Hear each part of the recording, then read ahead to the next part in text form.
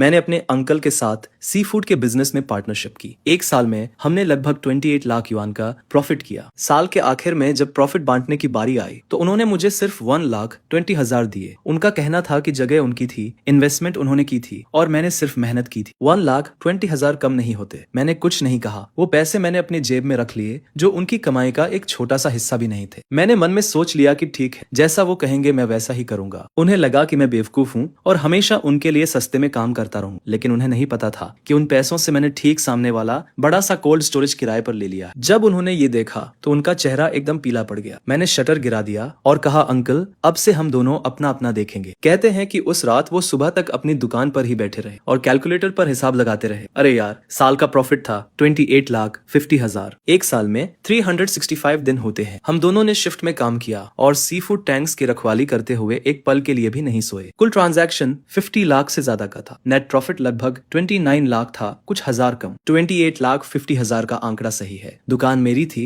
Investment मैंने की थी और बड़े होटल्स के साथ रिलेशनशिप भी मैंने ही संभाली थी। उन्होंने सिर्फ मेहनत की थी। उन्होंने मेरी तरफ देखा और फिर बोले, मुझे ऐसे मत देखो। अगर मैं किसी और हेल्पर को रखता तो ज्यादा से ज्यादा 10,000 युआन महीना देता। साथ ही मुझे उसके खाने, रहने और सोशल सिक्योरिटी का भी ध्यान रखना पड़ता। ये 1,20,000 तुम्हारी बचत है, ये कम नहीं है। वेयर एंड टेयर, डिप्रिशिएशन और कलेक्शन मैनेजमेंट को मिलाकर मैंने तो पूरे साल उन पुरानी रेफ्रिजरेशन मशीन्स को रिपेयर करने में ही 30,000 से ज्यादा खर्च कर दिए। वो सही कह रहे थे। दुकान और इन्वेस्टमेंट उनकी थी, लेकिन उन 27,30,000 में से कितने मेरी मेहनत और खून पसीने से कमाए गए थे, उन्होंने कभी ये हिसाब नहीं लगाया। मैंने कहा, ठीक है, जैसा आप कहेंगे मैं वैसा ही करूं। फिर उन्होंने कहा, चलो अब ज्यादा मत सोचो। नए साल के पहले दिन अच्छी क्वालिटी की लॉबस्टर का एक कंसाइनमेंट पोर्ट पर कम प्राइस में आएगा, वहां जल्दी पहुंच जाना। मैं घर नहीं गया। मेरे पास वो 1,20,000 युआन थे। मुझे डर था कि मेरी माँ मुझसे पूछेंगी कि मैंने अपने अंकल के साथ इस साल कितना कमाया और हमने प्रॉफिट कैसे बांटा। मेरे पास कोई जवाब नहीं था। पार्टनरशिप शुरू करते वक्त उन्होंने मुझसे कहा था, अरे हम तो फैमिली है। उसने मुझसे कहा था, हम मुनाफा बराबर बांटेंगे। जहां मैं खाऊंगा तुम भी खाओगे। न्यू ईयर से पहले उसने कहा था कि हम बराबर बांटेंगे। न्यू ईयर के बाद वो कहने लगा कि मेहनत तो सिर्फ मैंने की है। मैंने उस आंकड़े को बहुत देर तक देखा। क्या मेरी सारी मेहनत बस इतनी ही थी?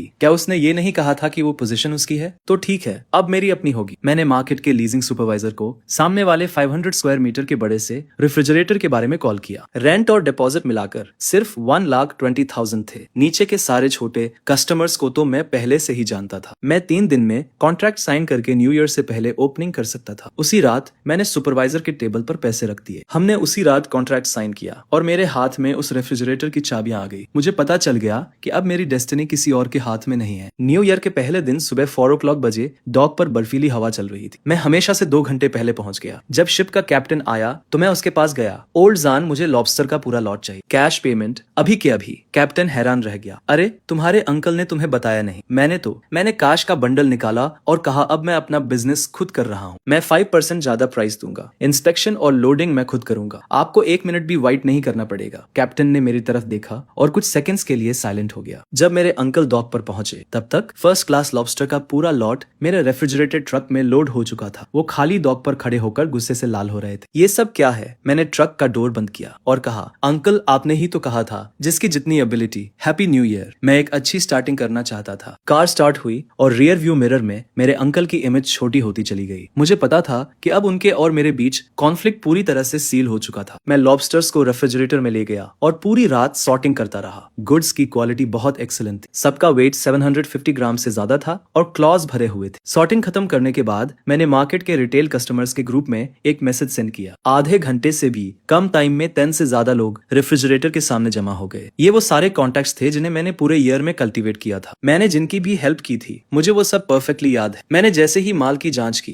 रिटेलर्स ने अपने ऑर्डर्स दिए। मैं मार्केट प्राइस पर बेच रहा था, बिना किसी एक्स्ट्रा चार्ज या होर्डिंग के। सिर्फ 2 घंटे में लॉबस्टर का पूरा स्टॉक बिक गया। मुझे 43,000 का नेट प्रॉफिट हुआ और मेरी पहली इन्वेस्टमेंट वापस मिल गई। एक्वाटिक कोल्ड स्टोरेज ऑफिशियली शुरू हो गया। सुबह 10 बजे मुझे मेरे अंकल का कॉल आया। मैंने जवाब नहीं दिया। इसके तुरंत बाद पूरे मार्केट में रूमर्स फैलने लगे कि मैंने अपने अंकल से झगड़ा कर लिया है और अपना खुद का स्टॉल खोल लिया है। मेरे अंकल ने धमकी दी कि जो कोई भी मुझसे बिजनेस करने की हिम्मत करेगा वो उनसे माल लेना भूल जाए। अपने अंकल को नाराज करके मैं इस मार्केट में कैसे सर्वाइव कर पाऊंगा। दोपहर से ही रिटेलर्स ने अपने ऑर्डर्स कैंसिल करने के लिए कॉल्स करना शुरू कर दिया। सब अर्जेंट टोन में बात कर रहे थे। कह रहे थे कि उनके घर में कुछ प्रॉब्लम है और वे फिलहाल माल नहीं खरीदेंगे। मैं समझ गया कि क्या हो रहा है। मैंने और कुछ नहीं नहीं कहा और पूरी डिपॉजिट वापस कर दी। दोपहर 3 बजे मेरे अंकल मार्केट के कुछ पुराने स्टॉल ओनर्स के साथ आए और मेरे कोल्ड स्टोरेज का एंट्रेंस ब्लॉक कर दिया। उंगली दिखाते हुए उन्होंने मुझे एहसान फरामोश कहा। उन्होंने कहा कि उन्होंने मुझे गांव से निकाला, मुझे बिजनेस करना सिखाया और मैं उन्हें गलत तरीके से पे कर रहा हूँ। लोग हमें घेरने लगे, सब ड्रामा देखने को बेताब थे। मैंने उनसे 1,20,000 युआन के बारे में बहस नहीं की। मैंने बस उनसे कामली पूछा कि वो क्या चाहते हैं। अंकल कुछ देर के लिए चुप हो गए, लेकिन आखिरकार धमकी दी कि मार्केट के शिप्स के कैप्टन और बड़े कस्टमर्स मुझसे डील करने की हिम्मत नहीं करेंगे। उन्होंने कहा कि मैं बंद होने का इंतजार करूं। वो मुड़े और चले गए। दूसरे ओनर्स भी उनके पीछे चले गए और धीरे धीरे भीड़ छट गई। फुसफुसाहटें जारी रही। मैं कोल्ड स्टोरेज के सामने खड़ा होकर उनकी पीठ को देखता रहा, बिना किसी रिएक्शन के। मैं 1 साल से इस मार्केट में स्ट्रगल कर रहा। कौन सा शिप कब डॉक करता है, किस रिटेलर को किस माल की जरूरत है, मुझे सबसे बेहतर पता है। मेरे अंकल को लगता है कि उन्होंने मेरी लाइफ कंट्रोल कर ली है, लेकिन उन्हें नहीं पता कि ट्रू रिलेशंस मेहनत से कमाए जाते हैं, वो थ्रेट से नहीं टिकते। उस रात मैंने अपना साइन बोर्ड टांग दिया, थोक एजी जलीय उत्पाद। 5 बड़े अक्षर सीधे मेरे अंकल के स्टॉल की ओर देख रहे थे। रात की रोशनी में चमकते हुए मैंने मार्केट के एंट्रेंस पर एक नोटिस भी चिपका दिया, जिसमें एक ऑपरेटर की भर्ती की जा रही थी। मुझे महीने के 12,000 का सैलरी मिलता है, जिसमें खाना, रहना और सोशल सिक्योरिटी भी शामिल है। अगर काम अच्छा रहे तो साल के अंत में बोनस भी है। अगली सुबह शाओलिन नाम का एक लड़का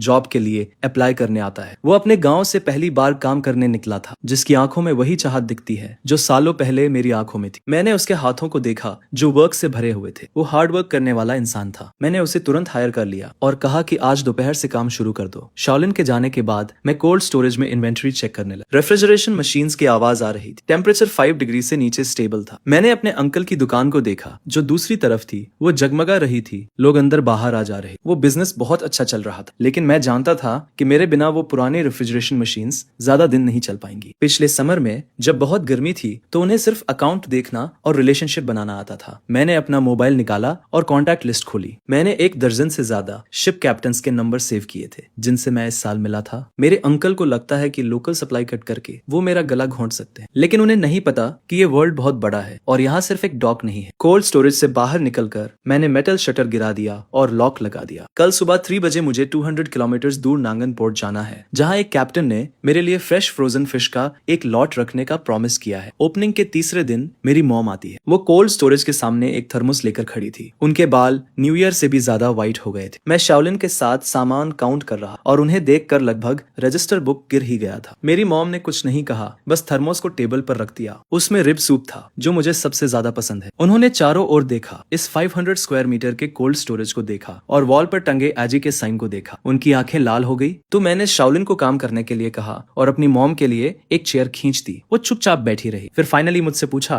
कि क्या ये सच है कि मेरा झगड़ा मेरे अंकल से हुआ है। मैंने हाँ में सिर हिलाया। इसके थोड़ी देर बाद मेरी मॉम साइक करते हुए कहती है कि कल अंकल घर आए थे। वो मेरे सामने 2 घंटे तक रोए और कहने लगे कि मैं कितना अनथॉकफुल हूँ। कहानी कुछ ऐसी शुरू होती है कि 1 साल तक मेरे साथ कड़ी मेहनत करने के बाद आखिर में मैंने उससे बिजनेस छीन लिया और उसका सारा माल ब्लॉक कर दिया। वो सबको कह रहा था कि मैं उसे बर्बाद कर रहा हूँ, जिस पर मेरी माँ मुझसे कहती है, तेरे चाचा ने मुझे तुझे समझाने के लिए कहा है कि तू कोल्ड स्टोरेज वापस उसे दे दे और उसके साथ काम करना शुरू कर दे। वो तुझे बोनस भी देगा, साल के 2 लाख देगा। ये सब सुनकर मैं कुछ नहीं कहता, बस दराज से एक फाइल निकालकर अपनी माँ को दे देता हूँ। उस फाइल में पूरे साल के मेरे काम का रिकॉर्ड था। हर खरीदारी का बिल, हर मरम्मत का बिल, हर कॉल रिकॉर्ड और फ्रिज के रख रखाव का रिकॉर्ड भी था। मैंने लाल पेन से कुछ जरूरी बातें मार्क की थी, जैसे पिछले साल जुलाई में यूनिट 3 का कंप्रेसर खराब हो गया था। तब मैं 36 घंटे लगातार उसे ठीक करता रहा और मेरा चाचा एसी वाले कमरे में बैठकर ताश खेल रहा था। फिर सितंबर में एक रेस्टोरेंट पर 1.5 लाख बाकी थे। मैं उन्हें वसूल करने के लिए आधे महीने तक भागता रहा। मेरे चाचा ने कहा कि ये तो मेरा काम है। नवंबर में सुबह 2 बजे माल आया। मैंने अकेले ही 3 टन सी फूड उतारा, जिस वजह से मेरी पीठ में 1 महीने के लिए चोट लग गई और मेरे चाचा अगले दिन सिर्फ हिसाब करने आए। मेरी माँ वो सारे रिसीट देख रही थी और उनके हाथ कांपने लगे। मैंने उनसे कहा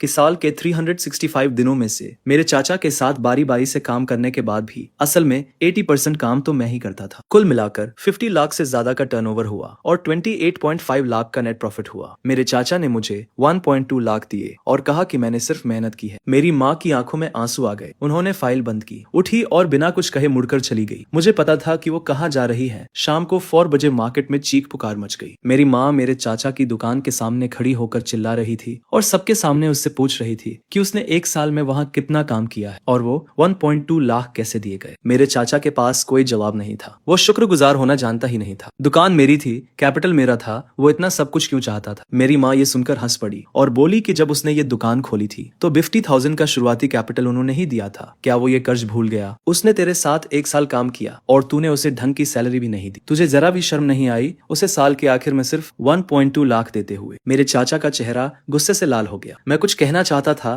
पर मुझसे एक शब्द भी नहीं निकला, जिस पर मेरी माँ मुड़ी और चली गई। मेरे कोल्ड स्टोरेज के दरवाजे से गुजरते हुए वो रुकी, मेरी तरफ देखा और उसकी आंखों में कोई शिकायत नहीं थी, सिर्फ दर्द और एक्सेप्टेंस था। वो सिर्फ 4 वर्ड्स बोली, इसे ठीक से करना। उस रात मैंने अपनी माँ को देखा कि कैसे वो मछलियों को छांटती है, कैसे सी फूड की फ्रेशनेस को जज करती है। वो बहुत सीरियसली सीख रही थी, नोट्स ले रही थी और सवाल पूछ रही थी। उसे देखकर मुझे 1 साल पहले का मैं याद आ गया। उस वक्त मैं भी ऐसा ही था। मुझे लगता था कि अगर मैं तकलीफ उठाने को तैयार हूँ तो मेरे अंकल मेरे साथ ईमानदारी से पेश आएंगे। अब मुझे समझ में आया है कि इस दुनिया में सिर्फ अपनी पोजीशन ही सबसे रिलायबल होती है। रात के 11 बजे मेरे अंकल की दुकान जो ठीक सामने थी अब भी खुली थी। मैंने ग्लास से देखा कि वो अकेले बैठे हुए हिसाब की किताब देख रहे थे और उनके पास रखा रेफ्रिजरेटर अजीब सी आवाज कर रहा था और स्क्रीन पर टेम्परेचर अनस्टेबल दिख रहा था। मैंने अपनी नजरें हटा ली और वेयरहाउस का डोर बंद कर दिया। कल एक अर्जेंट ऑर्डर है, मैं फेल नहीं हो सकता। दुकान खुलने के 5वें दिन मेरी सप्लाई काट दी गई। सुबह 4 बजे मैं हमेशा की तरह सामान लेने घाट पर गया। ओल्ड जान की नाव पहले ही आ चुकी थी, लेकिन मुझे देखकर उसने सिर हिला दिया। उसने मुझसे कहा, मुझे माफ करना, आज का सारा माल तुम्हारे अंकल ने बुक कर लिया है। प्राइस मार्केट से 20% ज्यादा है। मैं शॉक्ड रह गया। मैं दूसरे कैप्टन्स को ढूंढने के लिए मुड़ा, पर सबको पूछने के बाद जवाब वही था। मेरे अंकल ने मार्केट और दूसरे बड़े दुकानों के साथ मिलकर सारे लोकल सप्लाईज को मार्केट प्राइस से 20% ज्यादा प्राइस पर खरीद लिया था। मैं खाली घाट पर खड़ा रहा, सी फूड की नावों को जाते हुए देख रहा था और मेरे हाथ में सिगरेट जलकर खत्म हो गई। जब मैं वेयरहाउस वापस आया तो शाओलिन मेरा इंतजार कर रही थी। मुझे खाली हाथ देखकर उसके चेहरे पर चिंता दिख रही थी। मैंने उससे ज्यादा कुछ नहीं कहा, बस उसे आराम करने के लिए कहा। मैं ऑफिस में अकेला बैठ गया और अपनी कॉन्टैक्ट लिस्ट देखने लगा। अगर लोकल सप्लाई ब्लॉक हो गई है तो मैं बाहर से लाऊंगा। मुझे याद आया कि 2 महीने पहले जब मैं नए साउथ पियर पर सामान ट्रांसपोर्ट कर रहा था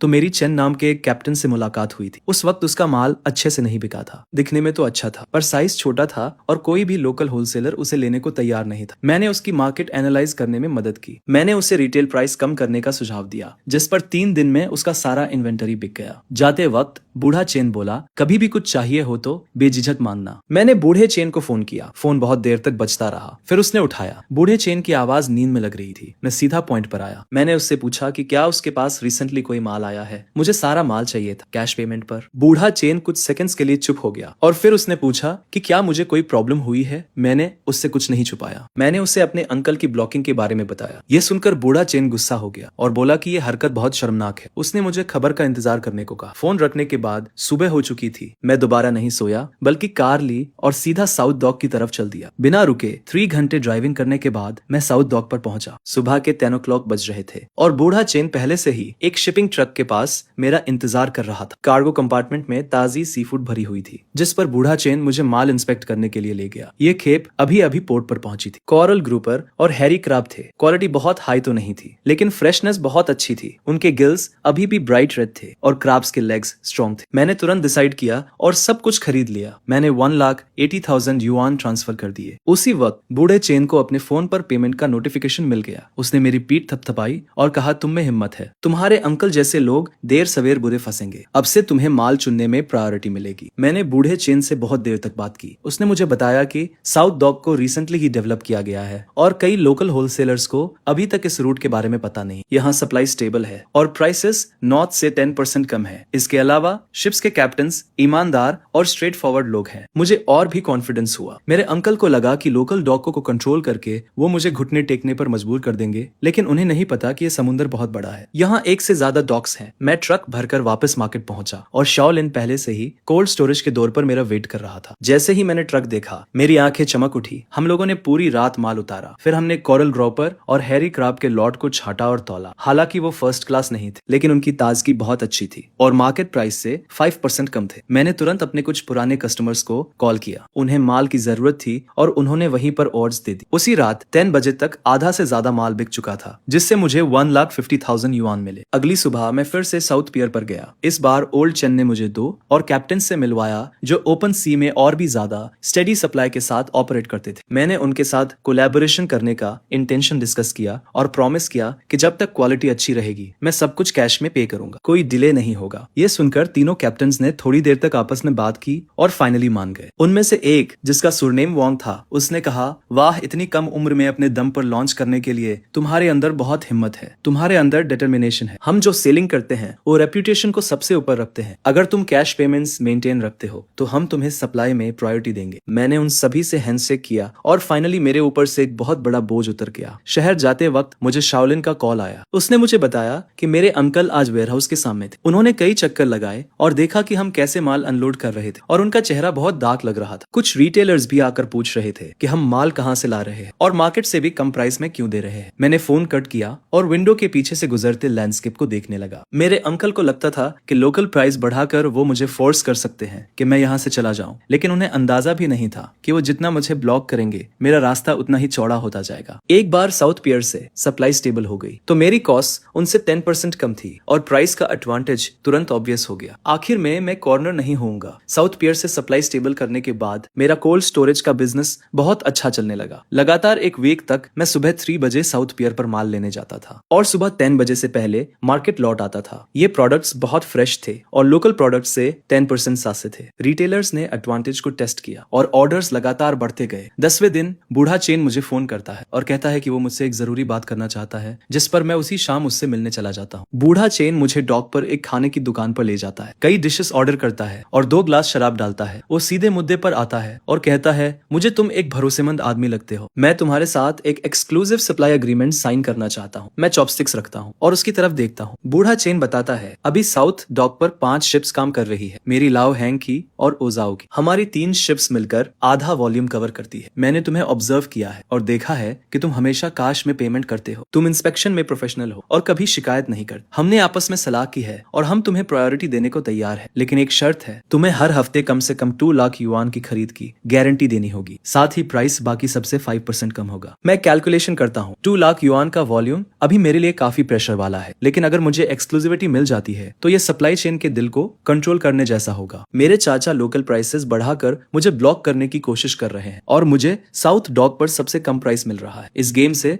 एडवांटेज तुरंत साफ हो जाएगा। मैं बूढ़े चेन से हाथ मिलाता हूँ। हम अग्रीमेंट तुरंत साइन करते हैं जिसकी ड्यूरेशन 3 महीने की है। मैं वीकली 2 लाख युआन के वॉल्यूम की गारंटी देता हूँ। वो स्टेबल सप्लाई और सबसे अच्छे पॉसिबल प्राइस की गारंटी देते हैं। अग्रीमेंट साइन करने के बाद लाओ चेन मुझे एक और बात बताता है। वो कहता है कि हाल ही में कोई अपने कॉन्टैक्ट्स का इस्तेमाल करके ये पता लगाने की कोशिश कर रहा है कि मैं अपना सामान कहाँ से लेता हूँ। वो लोग मुझसे ये लाइन छीनने के लिए बहुत ज्यादा प्राइस ऑफर कर रहे हैं। ओचनन कहता है, देखो, बिजनेस में रेपुटेशन मायने रखती है, तुम हमारे साथ लॉयल रहे हो, हम अपनी बात से मुकरने जैसा घटिया काम नहीं करेंगे, लेकिन सावधान रहें। तुम्हारे चाचा सालों से इस एरिया में काम कर रहे हैं और उनके पास कई चालें हैं। मैं सिचुएशन को समझते हुए हामी भरता हूँ। जब मैं मार्केट वापस आता हूँ तो रात के 9 बज चुके होते हैं और योलिन अभी भी कोल्ड स्टोरेज में सामान अरेंज कर रही होती है। मुझे देखकर वो तुरंत आती है और बताती है कि आज 3 और रिटेल कस्टमर्स ने ऑर्डर्स दिए और एक रेस्टोरेंट का ओनर भी है जो लॉन्ग टर्म कोलैबोरेशन के बारे में बात करना चाहता। अगली सुबह मैं उस रेस्टोरेंट में जाता हूँ। ले नाम के एक रेस्टोरेंट के ओनर हैं जिनकी उम्र 40 के आसपास है। उनके यहाँ सी फूड की खपत काफी ज्यादा है। ली मुझसे कहते हैं कि पहले वो हमेशा मेरे अंकल से ही माल खरीदते थे, जिस पर अब मछली के मरने की रेट बहुत बढ़ गई है और उन्होंने कई बार शिकायत भी की, लेकिन कोई इंप्रूवमेंट नहीं हुई। फिर मैं उन्हें कोल्ड स्टोरेज में माल दिखाने के लिए ले जाता हूँ। ले हर चीज की बहुत सावधानी से इंस्पेक्शन करते हैं, मछली के गिल्स के कलर से लेकर आंखों की क्लैरिटी तक। वो हर डिटेल को चेक करते हैं और फाइनली सिर हिलाकर कहते हैं कि माल वाकई में अच्छा है। वो मुझसे पूछते हैं कि क्या मैं स्टेबल सप्लाई की गारंटी दे सकता हूँ, जिस पर मैं उन्हें अनमतों के साथ एक्सक्लूसिव सप्लाई का अग्रीमेंट दिखाता हूँ। उसे पढ़ने के बाद ली तुरंत डिसाइड करते हैं कि अब से उनके दोनों लोकेशंस के लिए सारा सी फूड मुझसे ही खरीदा जाएगा, कम से कम 50,000 युआन वीकली। ली को विदाई देने के बाद मैं कोल्ड स्टोरेज के सामने खड़ा होकर सिगरेट जलाता हूँ, जो मेरे अंकल का है। वो किसी से बहुत ऊंची आवाज में आर्ग्यू कर रहे थे और ग्लास से दिख रहा था कि कई बॉक्सेस मरी हुई मछलियों के जमीन पर पड़े हैं। टेम्परेचर अनस्टेबल है और ज्यादातर माल खराब हो रहा है। मैं कुछ नहीं कहता, बस सामने देखता रहता हूँ। मुझे वो रेफ्रिजरेशन मशीन्स रटी हुई है। यूनिट नंबर 3 का कंप्रेसर पुराना है, हर 4 घंटे में टेम्परेचर चेक करना पड़ता है और यूनिट नंबर 2 के कंडेंसर में क्रैक है। जैसे ही समर में लोड बढ़ता है वो गैस लीक करना शुरू कर देता है। मुझे ये सारी डिफेक्ट्स पता है, इसलिए पिछले साल मैं मरी हुई मछली की रेट 3% से कम रखने में सक्सेसफुल रहा। लेकिन मेरे अंकल को ये सब समझ नहीं आता। उन्हें बस अकाउंट का हिसाब और अपनी इन्फ्लुएंस की बातें करना आता है। उन्हें इन मशीन्स की क्वर्क्स का कोई आइडिया नहीं है। मेरे बिना उनकी कंपनी एक ऐसी मशीन की तरह है जिसमें पार्ट्स मिसिंग है। देखने में लगता है कि वो अभी भी काम कर रही है, लेकिन असल में वो कोलैप्स होना शुरू हो गई। उसी रात मेरे वेयरहाउस का डेली कैश फ्लो पहली बार 1 लाख से ज्यादा हो जाता है। शाओलिन एक्साइटमेंट से अकाउंट बुक दिखाता है और कहता है, बॉस इस महीने तो हम जरूर प्रॉफिट कमाएंगे। मैं बुक में नंबर्स देखता हूँ, लेकिन मैं बहुत काम फील करता हूँ। मेरे अंकल के लिए 1 लाख का फ्लो कुछ भी नहीं है। अपने प्राइम टाइम में वो एक दिन में 3 लाख तक कमाते थे। नानमतो से सप्लाई अब स्टेबल हो चुकी है और बड़े क्लाइंट्स भी जुड़ने लगे हैं। अब टाइम है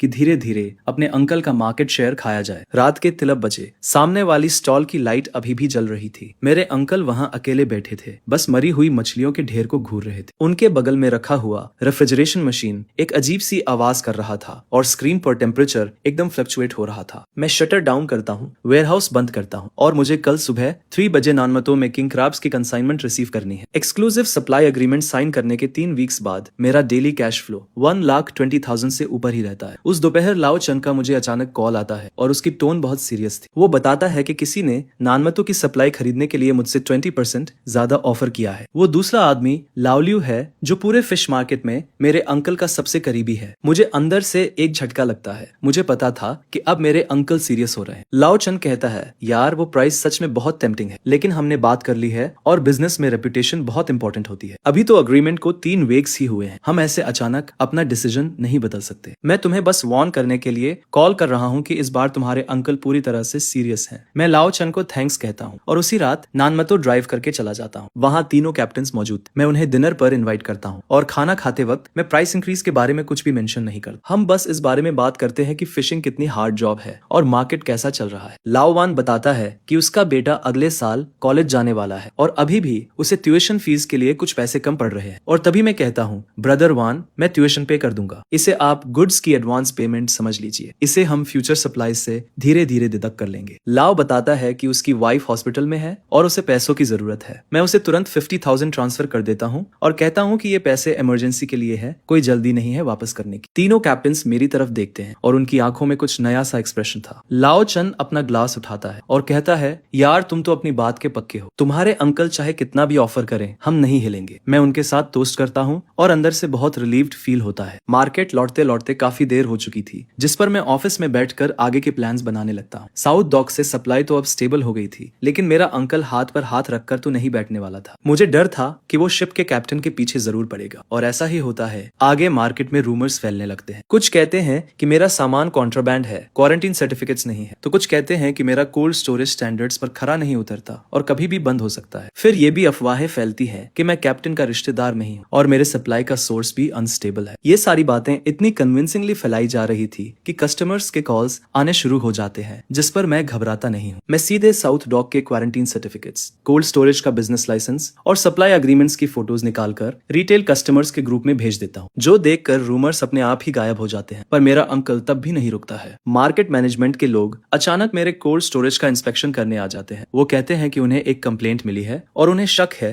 कि रेफ्रिजरेशन इक्विपमेंट स्टैंडर्ड्स के हिसाब से नहीं है, इसलिए वो इंस्पेक्शन के लिए ऑपरेशंस बंद करने की डिमांड करते हैं। आगे मैं कोल्ड स्टोरेज खोलने से पहले ही प्रिपेयर्ड था। सारे इक्विपमेंट हाईएस्ट स्टैंडर्ड्स के हिसाब से सेट किए गए थे, चाहे वो क्वारंटीन हो, फायर सेफ्टी हो या एनवायरमेंटल प्रोटेक्शन हो। सारे सर्टिफिकेट्स ऑर्डर में थे। इंस्पेक्टर 2 घंटे तक चेक करता है, पर उसे कोई गलती नहीं मिलती और आखिर में वो खाली हाथ चला जाता है। उसे विदाई करने के बाद शाओलिन धीरे से कहती है, बॉस, किसी ने देखा कि आपके अंकल ने ही एडमिनिस्ट्रेशन में कंप्लेंट की थी। मैं सिर हिलाता हूँ। मुझे तो पहले से ही इन टैक्टिक्स का अंदाजा था। उस शाम मेरे कोल्ड स्टोरेज का डेली फ्लो 1,50,000 से ऊपर चला जाता है, जो मेरे अंकल के बिजनेस को ऑफिशियली पीछे छोड़ देता है और ये खबर पूरे मार्केट में तेजी से फैल जाती है। हर कोई कमेंट करता है कि मैं सच में जीत गया। शाम होते होते मेरे अंकल के स्टॉल के सामने क्रेडिटर्स का एक ग्रुप इकट्ठा हो जाता है, जो उनसे पेमेंट की डिमांड कर रहे थे। इस दौरान मेरी सप्लाई को ब्लॉक करने के लिए मेरे अंकल ने लोकल डॉक पर ऊंचे दामों पर माल जमा करना शुरू कर दिया और कॉस्ट बढ़ाने के लिए दूसरे स्टॉल्स के साथ मिल गया, जिससे उसकी कैपिटल चेन टाइट होने लगती है। मछलियों की मोर्टेलिटी रेट हाई बनी रहती है और वो बहुत सारे कस्टमर्स खो देता है। हालात और भी मुश्किल होते जा रहे थे। शाओलिन ने मुझसे कहा, आज फिर तुम्हारे अंकल की कूलिंग मशीन नंबर 3 खराब हो गई। एक पूरा क्राट किंग क्रैब्स मर गए। कम से कम 80,000 का नुकसान हुआ है। मुझे वो कूलिंग मशीन नंबर 3 अच्छी तरह से याद है। पिछली गर्मियों में जब वो पहली बार खराब हुई थी, मैं लगातार 36 घंटे जगा रहा था उसे ठीक करने के लिए। उसका हर एक पार्ट, उसकी हर सनक मुझे पता है, लेकिन अब वो मेरी जिम्मेदारी नहीं है। रात होते ही बॉस ने मुझे कॉल किया और कहा कि उसका एक दोस्त भी मुझसे सामान खरीदना चाहता है। वो शहर में एक और रेस्टोरेंट चेन का मालिक है। हर हफ्ते कम से कम 70,000 का ऑर्डर देगा। मैंने अगले दिन उससे मिलने के लिए हाँ कर दी। कॉल काटने के बाद मैं कोल्ड स्टोरेज के सामने खड़ा हो गया। सामने वाली स्टॉल की लाइट्स अभी भी जल रही थी। शीशे से मैं अपने अंकल को देख सकता था। वो वो वहाँ अकेले बैठे हुए थे, उनके सामने बिल्स का ढेर लगा हुआ था। ऐसा लग रहा था जैसे उनके बाल और भी ज्यादा सफेद हो गए। उनका फिगर अजीब तरह से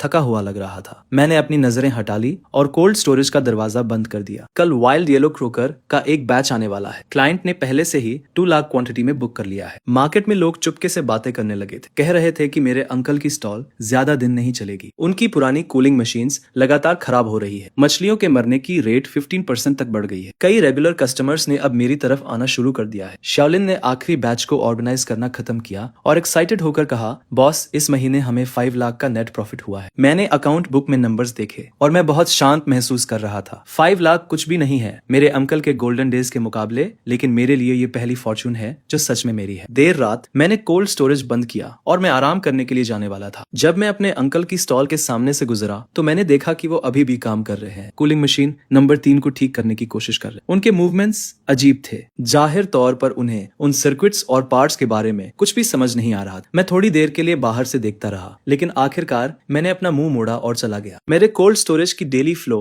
जब 1,50,000 पर स्टेबल हो गई तो मेरे अंकल ने प्राइस वॉर शुरू कर दी। अगली सुबह मार्केट में अचानक ये खबर फैल गई, मेरे अंकल की स्टॉल पर सारे सी फूड्स 20% डिस्काउंट पर मिल रहे हैं। एक लॉस पर लिक्विडेशन। कई रिटेलर्स को जैसे ही पता चलता है वो तुरंत अपनी पोजीशन पर भाग जाते हैं। तभी शाओलिन मुझसे आकर पूछता है, बॉस क्या हमें भी कीमतें कम कर देनी चाहिए? जिस पर मैं उसे मना कर देता हूँ। असल में मैं जानता हूँ कि मेरे चाचा क्या कर रहे हैं। वो मुझे प्राइस वॉर में फंसा कर बर्बाद करना चाहते हैं, जिससे मैं कीमतें कम करने पर मजबूर हो जाऊं और या तो मेरा नुकसान हो या फिर मेरे कस्टमर्स चले जाएं। पर वो एक बात भूल गए, मेरा कॉस्ट उनसे 10% कम है और मेरी सप्लाई भी ज्यादा स्टेबल है। और सबसे बड़ी बात, मुझे उनसे कीमतों में कम्पीट करने की कोई जरूरत नहीं है। मैं शाओलिन को कुछ थर्मल बॉक्सेस और रेफ्रिजरेटेड डिलीवरी व्हीकल्स खरीदने के लिए कहता हूँ। मैं अपनी सर्विस को बेहतर बनाने वाला हूँ। अब मैं हाई एंड रूट पर जाऊंगा जिसमें 0 मोर्टेलिटी और ऑन टाइम डिलीवरी होगी। शाओलिन को ये बात समझ नहीं आती। वो कहता है कि आजकल तो सब कीमतों के लिए कम्पीट कर रहे हैं, ऐसे में ये सब करना कितना सही है। जिस पर मैं कहता हूँ कि प्राइस वॉर के आखिर में यही मायने रखता है कि कौन ज्यादा देर तक टिकता है। उनके साथ खुद को थकाने से बेहतर है कि मैं कोई और रास्ता अपनाऊं। अगले 3 दिनों तक मैं कीमतें कम नहीं करता, बल्कि अपनी पूरी एनर्जी सर्विस पर लगा देता हूँ। वेयरहाउस से निकलने वाले हर लॉट को मैं खुद चेक करता हूँ ताकि एक भी मरी हुई मछली ना हो। और डिलीवरी टाइम भी एकदम प्रिसाइज है। कस्टमर को जब सामान चाहिए उसे आधे घंटे के अंदर मिल जाना चाहिए। शुरू में कुछ रिटेलर्स मेरे चाचा की कम कीमतों से अट्रैक्ट जरूर होते हैं, लेकिन बहुत जल्द ही दिक्कतें शुरू हो जाती है। कीमतें कम रखने के लिए मेरे चाचा छोटे डॉग्स से घटिया सामान खरीदने लगते हैं और उनके रेफ्रिजरेटर्स भी ठीक नहीं है, जिसकी वजह से मछलियों की मोर्टेलिटी रेट बहुत ज्यादा बढ़ जाती है। कई रिटेलर्स को जब सामान मिलता है तो उन्हें पता चलता है कि देखने में तो उन्होंने 20% बचा लिए, लेकिन एक्चुअल कॉस्ट कैलकुलेट करने पर उनका नुकसान हो रहा है। 5वें दिन कुछ रिटेलर्स मेरे पास वापस आने लगते हैं। वो कहते हैं कि उन्हें थोड़ा ज्यादा पे करने से कोई दिक्कत नहीं, लेकिन क्वालिटी सबसे ज्यादा जरूरी है। मैं ज्यादा कुछ नहीं कहता, बस सप्लाई और सर्विस देने में लगा रहता हूँ। तभी मिस्टर ली का कॉल आता है और वो बताते हैं कि उनके दोस्त ने इवेल्युएट करके फैसला किया है कि वो अपने सारे सी फूड ऑर्डर्स मुझे ही देंगे। ये शहर के सबसे बड़े चेन होटल्स में से एक है जिसका वॉल्यूम कम से कम 1 लाख हर हफ्ते का है। उस आदमी ने मुझसे कहा, अरे मेरा दोस्त भी तुम्हारे चाचा के पास गया था, लेकिन उसका माल ठीक नहीं था और उसमें बहुत मरी हुई मछलियां थी। हालांकि तुम्हारे दाम थोड़े ज्यादा है, पर तुम्हारी मछलियां मरी हुई नहीं होती और तुम समय पर डिलीवरी करते हो, जो होटल्स के लिए सबसे जरूरी है। फिर वो आगे बताता है, मैं मिस्टर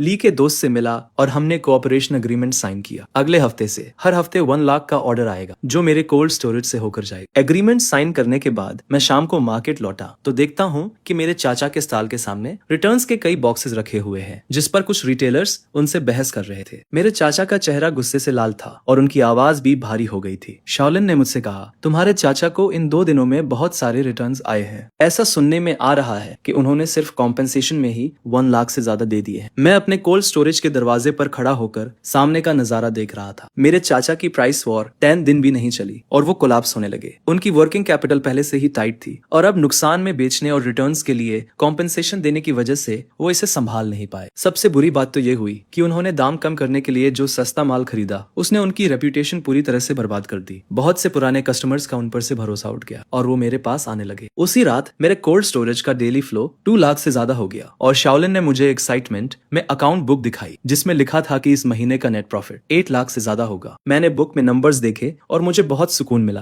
प्राइस वॉर कभी भी वो नहीं जीतता जो सबसे कम दाम रखता है, बल्कि वो जीतता है जो आखिर तक टिका रहता है। मेरे चाचा को लगा कि कम दाम से वो मुझे बर्बाद कर देंगे, लेकिन उन्हें नहीं पता था कि असली किला तो क्वालिटी और सर्विस होती। रात को बहुत देर तक सामने वाले स्टॉल की लाइट जलती रही। मेरे चाचा वहां अकेले बैठे हुए थे और उनके सामने बिल्स और रिटर्न नोट्स का ढेर लगा हुआ था। उनका फोन लगातार बज रहा था। जरूर क्रेडिटर्स होंगे जो अपना पैसा मांग रहे होंगे। मैंने अपने कोल्ड स्टोरेज का दरवाजा बंद किया और आराम करने की तैयारी करने लगा। कल ऑस्ट्रेलियन लॉबस्टर्स का एक और बैच आने वाला है। मिस्टर ली के दोस्त के होटल का पहला ऑर्डर है और मैं कोई गलती नहीं कर सकता। मार्केट से बाहर निकलते वक्त मैंने एक बार पीछे मुड़कर देखा। रात के अंधेरे में मेरे चाचा की दुकान एकदम सुनसान लग रही थी और वो साइन जो 10 सालों से वहां लटका हुआ था हवा में झूल रहा था और एक अजीब सी आवाज कर रहा। मार्केट में लोग दबी आवाज में बातें करने लगे थे कि इस बार मेरे चाचा ने कुछ ज्यादा ही कर दिया है। प्राइस वॉर में उन्होंने ए को नहीं बल्कि खुद को ही बर्बाद कर लिया है। कुछ लोग तो ये भी कह रहे थे कि अगर ऐसा ही चलता रहा तो मेरे चाचा की दुकान इस महीने भी नहीं टिक पाएगी। मैं इन बातों में बिल्कुल शामिल नहीं हुआ, बस चुपचाप अपना काम करता रहा। अगली सुबह ऑस्ट्रेलियन लॉबस्टर का वो शिपमेंट समय पर आ गया। मैंने खुद माल चेक किया, उसे छाटा और फिर डिस्ट्रीब्यूट किया। एकदम परफेक्ट सर्विस थी। मिस्टर ली के दोस्त को जब माल मिला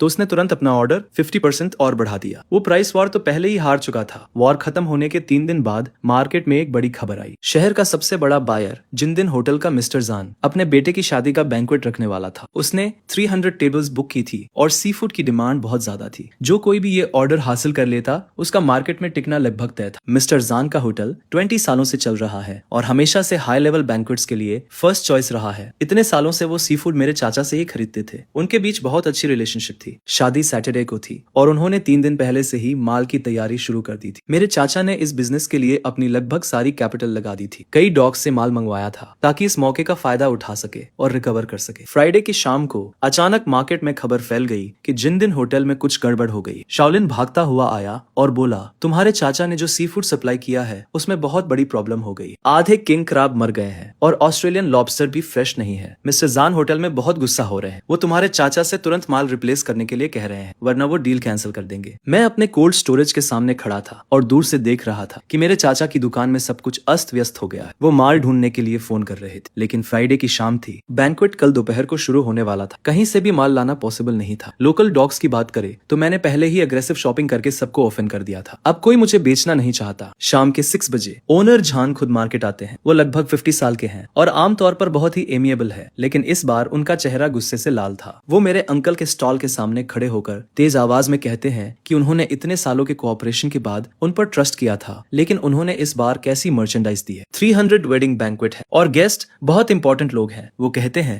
कि मैं क्या एक्सप्लेनेशन दूंगा। ये सुनकर मेरे अंकल पसीने से लथपथ हो जाते हैं और लगातार अपोलोजाइज करते हुए कहते हैं कि वो किसी तरह मर्चेंडाइज को रिप्लेस कर देंगे। ओनर जान कहते हैं कि अगर रात 10 बजे से पहले उन्होंने अच्छी क्वालिटी के प्रोडक्ट्स नहीं दिए तो उनके बीच कोई और बिजनेस नहीं होगा। ओनर जान मुड़कर जाने लगते हैं और तभी वो मुझे मेरे रेफ्रिजरेटेड रूम के सामने खड़ा हुआ देखते हैं। वो हैरान हो जाते हैं, मेरे पास आते हैं और पूछते हैं कि क्या मैं यहाँ हूँ। मैं हाँ में सिर हिलाता हूँ और ओनर जान सीधे पूछते हैं, क्या तुम्हारे पास अभी मर्चेंडाइज है? मुझे 50 किंग क्रैब, 80 ऑस्ट्रेलियन लॉबस्टर और 100 किलोग्राम कोरल ग्रुपर चाहिए। सब कुछ जिंदा और परफेक्ट कंडीशन में होना चाहिए। क्या तुम इसे रात 10 बजे से पहले रेस्टोरेंट में डिलीवर कर सकते हो? मैं जल्दी से कैलकुलेट करता हूँ। मेरे वेयरहाउस में इन्वेंटरी काफी नहीं है, लेकिन साउथ डॉक पर बूढ़े चेन को आज ही एक बैच मिला है। मुझे क्वालिटी अच्छी तरह से पता है। साउथ डॉक से शहर और फिर जिंदन रेस्टोरेंट तक मर्चेंडाइज ले जाना समय के हिसाब से बहुत टाइट है, लेकिन इम्पॉसिबल नहीं है। मैं कहता हूँ कि मैं कर सकता हूँ, लेकिन मुझे पहले क्वालिटी इंस्पेक्ट करनी होगी ताकि कोई प्रॉब्लम ना हो। ओनर जान कुछ सेकंड के लिए चुपचाप मुझे देखते हैं और फाइनली हाँ में सिर हिलाते हैं। वो कहते हैं कि ये उनके बेटे की शादी है और वो कोई मिस्टेक नहीं देखना चाहते। मैं तुरंत बूढ़े चेन को कॉल करता हूँ और उनसे कहता हूँ कि वो आज पोर्ट पर आए, बैच को रिजर्व कर ले, और फिर शियाओलिन को कॉल करता हूँ। हम रेफ्रिजरेटेड ट्रक लोड करते हैं और सीधे साउथ डॉक के लिए निकल जाते हैं। वहां पहुंचते ही शाम के 7:30 बज चुके थे। बूढ़े चेन ने सब कुछ रेडी कर रखा था। मैं एक एक करके सब कुछ चेक करता हूँ, ये एंश्योर करते हुए कि सब कुछ वाइटलिटी से भरा हुआ है। वेरीफाई करने के बाद हम तुरंत लोड करते हैं और वापस लौट जाते हैं। हम रात 9 बजे मार्केट पहुंचते हैं। शियाओलिन और मैं पूरी रात बिना किसी डिटेल को नेग्लेक्ट किए सब कुछ सॉर्ट करते हैं। रात 9:40 पर मर्चेंडाइज लोड हो जाती है और हम जिंदन रेस्टोरेंट के लिए रवाना हो जाते हैं। मैं रेस्टोरेंट पहुंचता हूँ तो ठीक 9:55 बजे थे। ओनर जान पहले से ही किचन में मेरा इंतजार कर रहा था। उसने खुद सब कुछ चेक किया। किंग क्रैब्स एकदम फ्रेश थे, उनके पिंचर्स मजबूत थे।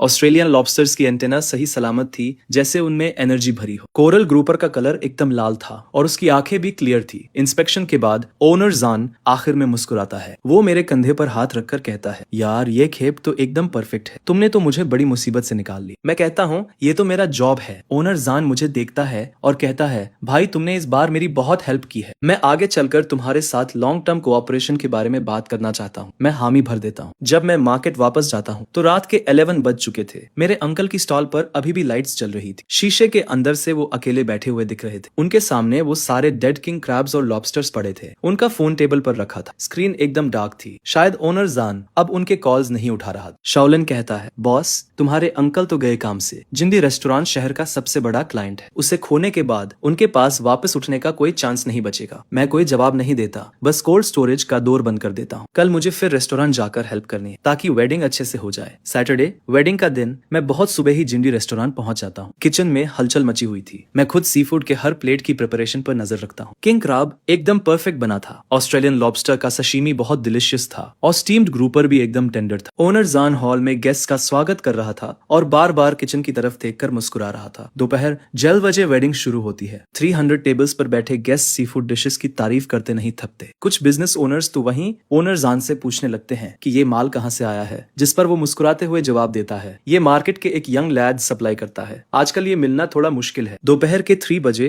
ओनर जान मुझे अपने ऑफिस में बुलाता है और वेटर को हम दोनों के लिए टी लाने को कहता है। वो बैठता है, सिगरेट जलाता है और कहता है, यार इस बार सब तुम्हारी वजह से हुआ। अगर ऐसा नहीं होता तो मेरी सारी रेप्यूटेशन मिट्टी में मिल जाती। ओनर जांग ने हाथ हिलाकर कहा कि मेरे अंकल के साथ इतने सालों तक काम करना शुरू में तो ठीक था, पर पिछले 2 सालों में हालत और भी खराब हो गई है। उसे सिर्फ प्रॉफिट की पड़ी रहती है। वो अरोगंत है और जब कोई प्रॉब्लम होती है तो अपनी गलती कभी नहीं मानता, हमेशा एक्सक्यूजेस देता रहता है। वेडिंग में जो हुआ उससे तो सब क्लियर हो गया। ओनर जांग ने आगे कहा, मैंने एक डिसीजन लिया है। अब से रेस्टोरेंट के लिए सारे सी फूड्स तुमसे ही आएंगे। मेरे 2 लोकेशंस है और हर हफ्ते कम से कम 2 लाख का वॉल्यूम रहता है। क्या तुम सप्लाई गारंटी कर सकते हो? मैंने कहा, मैं गारंटी दे सकता हूँ। साउथ डॉक पर सोर्स स्टेबल है और क्वालिटी भी एश्योर्ड है। इसके अलावा मेरे पास प्रोफेशनल कोल्ड चेन डिस्ट्रीब्यूशन भी है। ये रहा कोलैबोरेशन का कॉन्ट्रैक्ट। ये अगले महीने से लागू हो जाएगा। इस ऑर्डर के क्लोज होते ही मेरे कोल्ड स्टोरेज का डेली कैश फ्लो 3 लाख से ऊपर स्टेबलाइज हो पाएगा। मैं अपने अंकल के हाईएस्ट लेवल को पूरी तरह से सरपास कर दूंगा। मैं किस तरह का मार्केट ओपन कर रहा हूँ। रास्ते में मुझे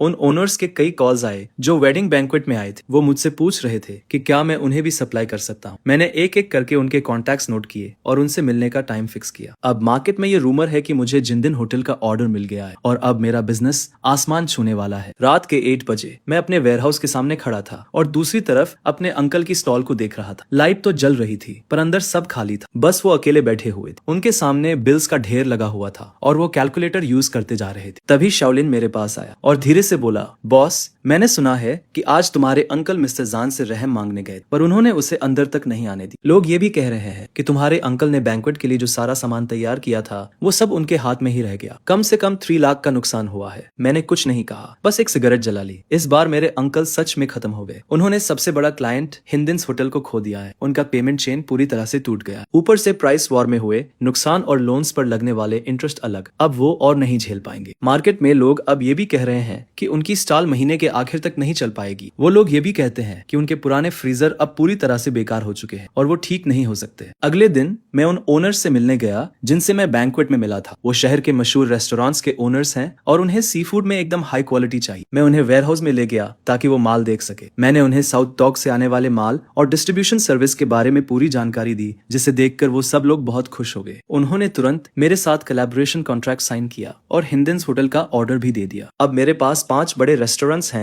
जिनके साथ मेरा लॉन्ग टर्म कोऑपरेशन है और हर हफ्ते 4 लाख से ज्यादा का वॉल्यूम है। ये देखकर शाओलिन बहुत खुश होकर मुझसे कहता है, बॉस अब तो हम सच में आगे बढ़ रहे हैं। मैंने अपने हाथों में कॉन्ट्रैक्ट देखा और मुझे सुकून मिला। सिर्फ 2 महीनों में 1,20,000 से इतना ज्यादा। मैंने ना सिर्फ खुद को मजबूत किया है बल्कि मार्केट में सबसे अच्छे क्वालिटी वाले क्लाइंट्स भी हासिल कर लिए हैं। उसी शाम मैं साउथ डॉक पर लाओचन और बाकी लोगों से बात करने गया। उनसे मैंने सप्लाई बढ़ाने के बारे में बात, जिस पर लाओचन ने कहा कि कोई प्रॉब्लम नहीं है, उनके पास 2 और शिप्स तैयार हैं। वो लोग सप्लाई को एकदम स्टेबल रखना चाहते हैं। जब मैं मार्केट वापस आया तो शाम हो चुकी थी। तभी मुझे मेरे चाचा का स्टॉल दिखा। वहाँ कुछ लोग खड़े थे जो उनसे अपने पैसे मांग रहे थे और वो लोग बहुत चिल्ला रहे थे। मेरे चाचा वहाँ खड़े थे। उनके बाल बिखरे हुए थे और उनका चेहरा पीला पड़ गया था। ऐसा लग रहा था जैसे वो 10 साल बूढ़े हो गए हो। शाओलिन ने मुझसे कहा, बॉस मैंने सुना है कि तुम्हारे चाचा आज बैंक में लोन लेने गए थे पर उन्होंने मना कर दिया। अब उन पर 10 लाख से ज्यादा का कर्ज है और वो उसे चुका नहीं पाएंगे। मैंने कुछ नहीं कहा। मैं सीधा वेयरहाउस चला गया और अपना काम करने लगा। कल एक और ऑर्डर पूरा करना है और हम पीछे नहीं रह सकते। हिंदिन्स होटल का ऑर्डर मिलने के बाद मेरे वेयरहाउस का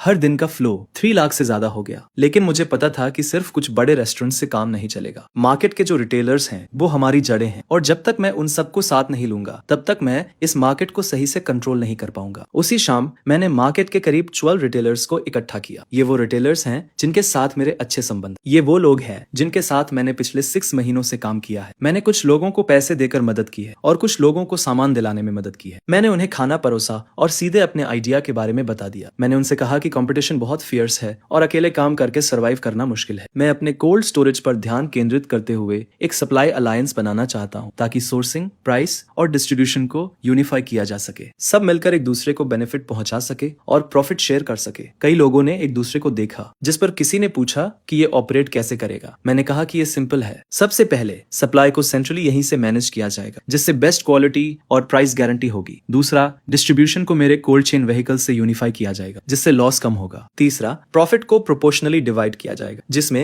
30% मेरा होगा और 70% तुम्हारा। तभी मिस्टर वान नाम के एक रिटेलर ने कहा, तुम्हारी आइडिया तो अच्छी है, लेकिन हमें तुम्हारे साथ कोलैबोरेट क्यों करना चाहिए? मैंने जवाब दिया, मैं सप्लाई में अपनी एडवांटेज का फायदा उठाना चाहता हूँ। भाई हुआन, हम बहुत समय से कोलैबोरेट कर रहे हैं। तुम्हें पता होना चाहिए कि मैं कैसा इंसान हूँ। अगर मैं तुम्हें प्रेशर देना चाहता तो मैं अभी भी कर सकता था। मैंने ये अलायंस इसलिए बनाया है ताकि सब लोग पैसे कमा सके, न कि सिर्फ मैं। फिर एक और रिटेलर ने पूछा, तुम्हारे अंकल का क्या होगा? अभी तो उनका बिजनेस अच्छा नहीं चल रहा। मैंने कहा, उन्हें डरने की जरूरत नहीं है, वो खुद को बैरली ही सपोर्ट कर पा रहे हैं। वो तुम्हारा क्या करेंगे? बिजनेस में कैपेसिटी मैटर करती है, कनेक्शंस नहीं। कुछ रिटेलर्स ने कुछ देर तक सोचा और फिर अग्री कर गए। वो बोले, तुम एक फेयर इंसान हो, हमें तुम पर ट्रस्ट है। उसी रात मैंने 13 रिटेलर्स के साथ अलायंस एग्रीमेंट साइन किया। अगले वीक से उनकी सारी सप्लाईज मुझसे ही आएगी। डिस्ट्रीब्यूशन भी मेरे कोल्ड स्टोरेज ट्रक से ही होगा। मैंने गारंटी दी कि स्टेबल सप्लाई, बेस्ट प्राइस और जीरो लॉस होगा। शाओलिन एक्साइटमेंट से बोला, बॉस, इससे तो हमने मार्केट को इंटीग्रेट कर लिया है। एक बार बाइंग और सेलिंग अलायंस काम करना शुरू कर दे तो मेरा सप्लाई और कमर्शियल आउटलेट पर पूरा कंट्रोल हो। इससे मेरे अंकल का मार्केट शेयर और भी कम हो जाएगा, जिससे उनकी सिचुएशन और भी मुश्किल हो जाएगी। अलायंस ऑफिशियली ऑपरेट करना शुरू कर देता है। मैं साउथ डॉक से बहुत सारा माल लेकर आता हूँ। मैंने वो सारा माल अलायंस के मेंबर्स में डिस्ट्रीब्यूट कर दिया और डिलीवरी ट्रक्स भी बिल्कुल टाइम पर पहुंच गए। हर एक खेप बिना नुकसान के पहुंची, जिसे देखकर रिटेलर्स ने थम्स अप किया और कहा कि आय के साथ काम करना अलग ही एक्सपीरियंस है। जल्दी ही ये बात पूरे मार्केट में फैल गई कि आई ने एक बाइंग और सेलिंग अलायंस बना लिया। 1 डजन से ज्यादा रिटेलर्स उस अलायंस में शामिल हो गए। सब एक दूसरे को सपोर्ट कर रहे थे और बिजनेस भी पहले से बेहतर होता जा रहा। ये खबर सुनकर मेरे अंकल का चेहरा और भी उतर गया। मार्केट में उनका शेयर मेरी वजह से पहले ही कम हो गया था, जिस पर अब रिटेलर्स के साथ मिलकर मैंने उनकी रही सही कॉम्पिटिटिवनेस भी खत्म कर दी। तभी मेरे बगल में खड़े एक आदमी ने मेरे अंकल से कहा, अब हम आई के साथ काम करते हैं, सप्लाई भी स्टेबल है और प्राइसेस भी फेयर हैं। हम वापस तुम्हारे पास क्यों आए? मैंने कुछ नहीं कहा और मैं बस अपने काम में लगा रहा। उसी शाम मुझे ओल्ड चन का कॉल आया। उसने बताया कि साउथ डॉक पर 2 और नए शिप्स आ गए हैं और सप्लाई पहले से कहीं ज्यादा अबंडेंट है। उसने मुझसे पूछा कि क्या मैं सप्लाई का वॉल्यूम बढ़ा सकता हूँ। उनके पास बहुत सारा माल पड़ा हुआ है और उन्हें स्टेबल आउटलेट्स की जरूरत है। मैंने कहा कि कोई प्रॉब्लम नहीं है। अब अलायंस के साथ मेरे सेलिंग चैनल्स पूरी तरह से ओपन है। मैं कितना भी माल अब्सॉर्ब कर सकता हूँ। कॉल रखने के बाद मैं कोल्ड स्टोरेज के दरवाजे पर खड़ा हो गया और अपने अंकल के स्टॉल को देखने लगा, जो सामने ही था। वो एक क्रेडिटर से आर्ग्यू कर रहे थे। आवाज बहुत ऊंची थी। क्रेडिटर उनका चेहरा पॉइंट करते हुए चिल्ला रहा था कि अगर उधार लिया है तो वापस करना होगा और एक्सक्यूजेस बनाना बंद करो। मेरे अंकल, जिनका चेहरा गुस्से से लाल हो रहा था, लगातार खुद को एक्सप्लेन करने की कोशिश कर रहे थे और कुछ और दिन का टाइम मांग रहे थे। वो स्वेयर कर रहे थे कि वो पे करने का कोई रास्ता ढूंढ लेंगे, लेकिन क्रेडिटर सुनने को तैयार नहीं था और उसने सीधे थ्रेटन किया, अगर तुमने इस वीक तक पे नहीं किया तो मैं तुम्हें कोर्ट में रिपोर्ट कर दूंगा। शाओलिन मेरे पास आया और धीरे से बोला, बॉस, मैंने सुना है कि आपके अंकल का डेट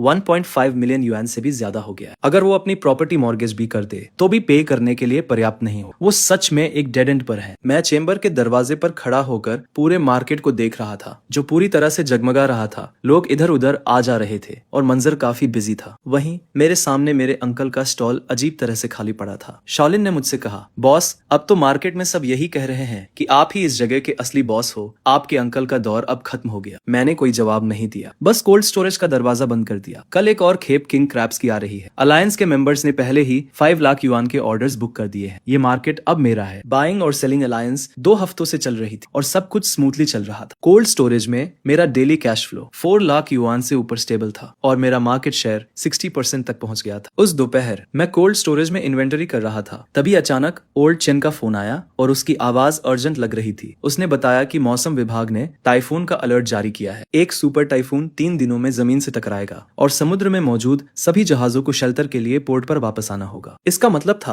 कि कम से कम एक हफ्ते तक मार्केट में ताजी सी फूड की सप्लाई नहीं होगी। ये सुनकर मेरा दिल बैठ गया और मैंने तुरंत पूछा कि क्या वो अभी भी माल अनलोड कर सकते हैं। ओल्ड चेन ने कहा कि आज आखिरी दिन है, कल से सभी जहाजों को पोर्ट पर वापस आना होगा। उसने मुझसे कहा कि उसके पास अभी भी एक खेप बची है और पूछा कि क्या मैं उसे लेना चाहता हूँ। मैंने कहा कि मैं सब कुछ ले लूंगा और तुरंत वहां पहुंच जाऊंगा। फोन रखने के बाद मैंने शाओलिन को कॉल किया और हम सीधे रेफ्रिजरेटेड ट्रक में साउथ पियर की तरफ चल दिए। ड्राइव करते वक्त मैं सोच रहा था कि टाइफून की वजह से मार्केट में सप्लाई रुक जाएगी और सी फूड की कीमतें आसमान छू जाएंगी। अगर मैं पहले से ही काफी माल जमा कर लेता हूँ तो मैं न सिर्फ अलायंस के मेंबर्स के लिए सप्लाई सुनिश्चित कर पाऊंगा बल्कि मार्केट को भी स्थिर रख पाऊंगा। मैं शाम को साउथ पियर पर पहुंचा। ओल्ड चेन और उसकी टीम अर्जेंट तरीके से माल अनलोड कर रहे थे। पियर पर बहुत भीड़ थी। मैंने डिसाइड किया कि मैं सब कुछ मौके पर ही खरीद लूंगा और तुरंत 3 लाख युआन का पेमेंट ट्रांसफर कर दिया। ओल्ड चेन ने कहा, अरे ये टाइफून बहुत स्ट्रॉन्ग है, अच्छे से तैयारी कर लो। मेरा मानना है कि कम से कम एक हफ्ते तक इंटरप्शन रहेगी और मार्केट में स्टॉक खत्म हो जाएगा। मैंने सिर हिलाकर कहा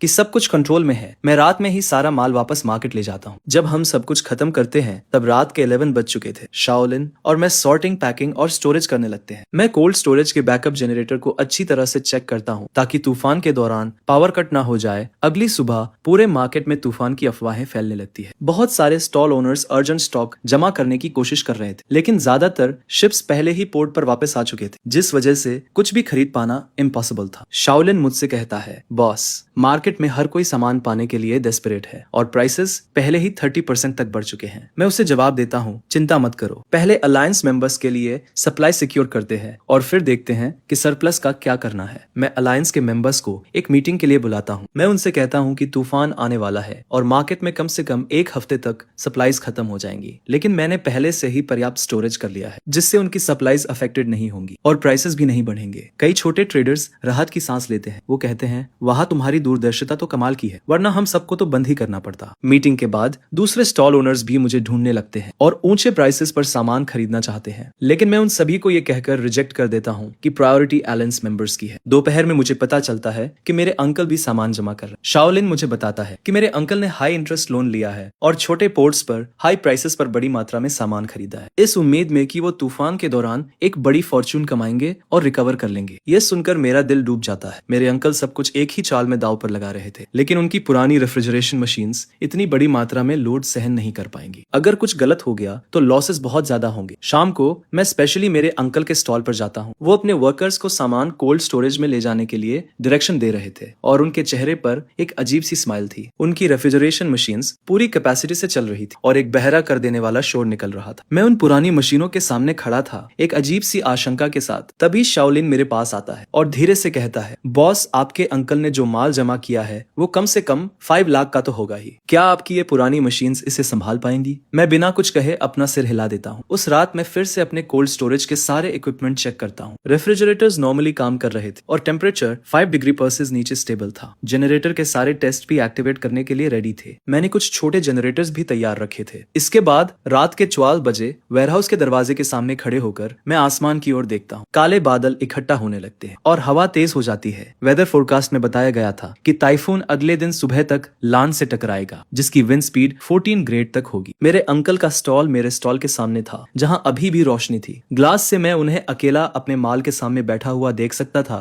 उनके चेहरे पर एक उम्मीद भरी स्माइल थी। उन्हें लग रहा था कि ये टाइफून उनके दोबारा उठने का मौका है, पर उन्हें क्या पता था कि यही उनकी बर्बादी का कारण बन सकता है। अगले दिन टाइफून और करीब आ गया। आसमान एकदम ग्रे था। हवा की स्पीड 8 ग्रेड तक पहुंच चुकी थी और मार्केट के कई स्टॉल्स जल्दी बंद होने लगे थे। तूफान से निपटने की तैयारी करते हुए मैंने शाओलिन को सारे इक्विपमेंट दोबारा चेक करने को कहा ताकि कोई प्रॉब्लम ना हो। अलायंस के मेंबर्स भी टाइफून के बाद काम करने के लिए तैयार थे। फिर शाम को 4 बजे मुझे ओल्ड चेन का फोन आता है। वो कहता है कि टाइफून उम्मीद से ज्यादा स्ट्रॉन्ग है और मुझे बहुत ध्यान रखने की जरूरत है। उनके सारे शिप्स वापस पोर्ट पर आ गए थे और डॉक खाली कर दिया गया था। मैं जवाब देता हूँ, आप चिंता मत करो, मैं पूरी तरह से तैयार हूँ। फोन रखने के बाद मैं कोल्ड स्टोरेज के सामने खड़ा हो जाता हूँ। आसमान को अंधेरा होते हुए देखता हूँ। हवा और तेज हो जाती है और बारिश की कुछ बूंदें गिरने लगती है। मेरे अंकल के स्टॉल में वो अभी भी काम कर रहे थे, लेकिन मैंने देखा कि उनके रेफ्रिजरेटर नंबर 3 की स्क्रीन फ्लिकर कर रही है और टेम्परेचर अनस्टेबल हो रहा है। मुझे एक झटका लगता है। मैं उस मशीन को बहुत अच्छे से जानता था। यह खराब होने का साइन था। टाइफून फाइनली लैंड से टकरा गया और बारिश के साथ तेज हवा शहर में तबाही मचाने लगती है। शहर में लगे सारे एडवर्टाइजिंग पोस्टर्स फट चुके थे, पेड़ बीच से टूट गए थे और मार्केट में अंधेरा छा गया था। सिर्फ कुछ दुकानों की इमरजेंसी लाइट्स ही जल रही थी। हम सब बस इधर उधर देख रहे थे।